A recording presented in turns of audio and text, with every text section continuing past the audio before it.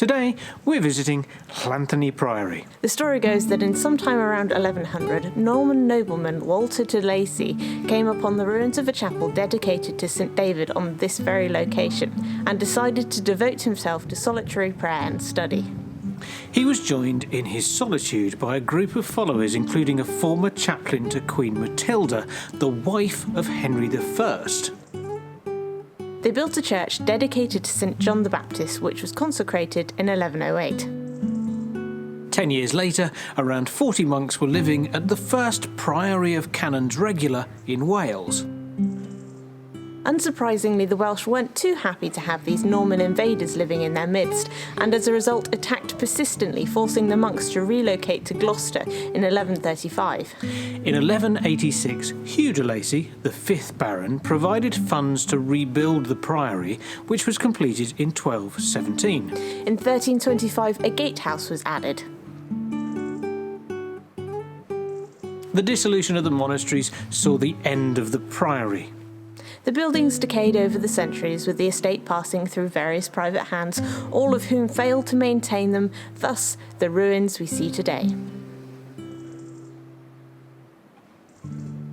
I do love these freestanding arches. I could just take shots all day of the different views through each window because it frames the hills beautifully, and, of course, what's inside. It's all very atmospheric and misty today.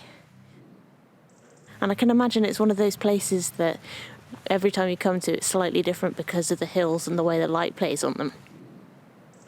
There's not much to walk around, but what there is here, it's incredibly pretty.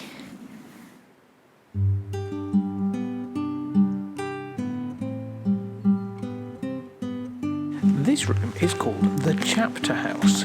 And the reason it's called the Chapter House is that every morning the monks would come and meet here, and they would sit around on stone benches, and a chapter from the Rule of St Benedict would be read to them, hence the Chapter House. I didn't know that. I've heard the phrase Chapter House many, many times, and it just never occurred to me that that could possibly be the reason.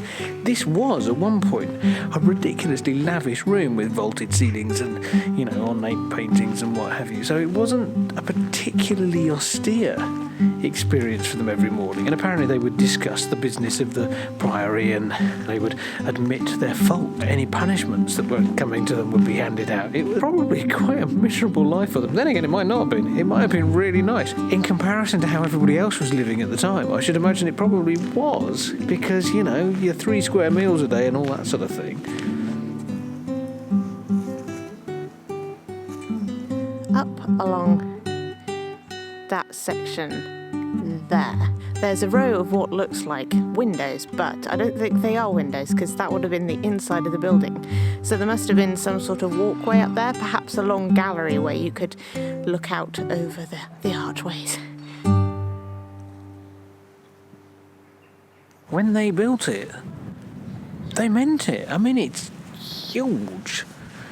I mean, admittedly, there are bigger places around. Neath Abbey is much bigger, Tintern is much bigger, but this is a priory. This isn't quite the same thing.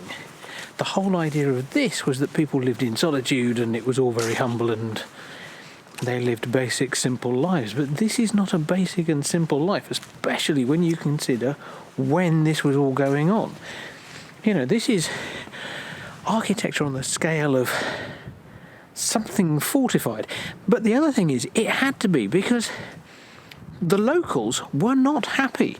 Bear in mind, the people that came here were Normans. The Welsh did not like the Normans because the Normans decided that they wanted to rule Wales, and the Welsh was like, well, excuse me, we're quite capable of doing that ourselves, thank you very much. And so it got attacked quite a lot. So it had to be structurally pretty sound, because otherwise the Welsh would just come along and burn it down. So all in all, they weren't very popular, which is one of the reasons they moved to Gloucester. I know it's bad building conservation, but I really like to see the vines creeping up the side of an old ruin and the little mossy tops on places. It just adds extra texture. I'm glad that there's so much of it that is vine-free, but just just that little bit there. Everything here looks like it's designed to frame the hillside behind it, the mountainscapes.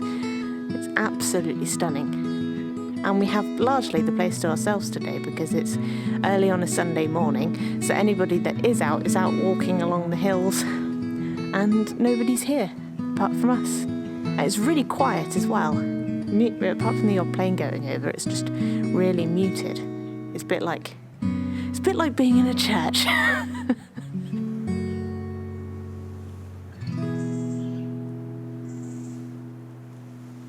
Just behind me where that hole is, there was apparently a very impressive ornate window there, but that crumbled away sometime in the 18th century. It frames the landscape beautifully, and in fact, I think it's the landscape that sells this place more than anything else. It's still very, very, very beautiful.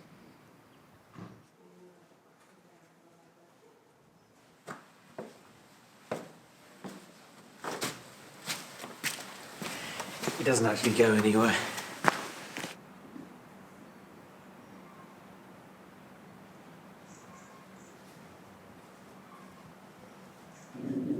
So what do you think of Llanthony Priory? I really like it. As a location, it's absolutely stunning. It's very small, and on a day like today, it's very cold, but it's still very pretty. It is very, very peaceful. I can see why, over the years, this hasn't just attracted people from a variety of religious orders. You've got all sorts of peculiar artist colonies and things like that have all come here.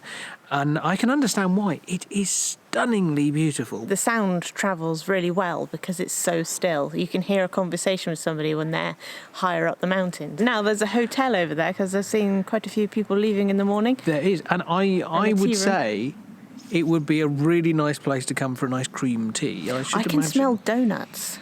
Can you? Yeah. Come to Llanthony Priory. It's really pretty and you might smell donuts. Yeah, and you may be able to go and eat donuts. Who knows? But I think that is probably where we should draw this to a close, don't you? Before we succumb to donuts, yes. Anyway, we've had a lovely time wandering around Llanthony Priory, and if you ever find yourself in this neck of the woods, come and have a look, because it really is well worth it. Not much here, but what is here is fascinating to see. Yeah, and one day we'll have a walk around the hills because I really want to. See you next time. TTFN.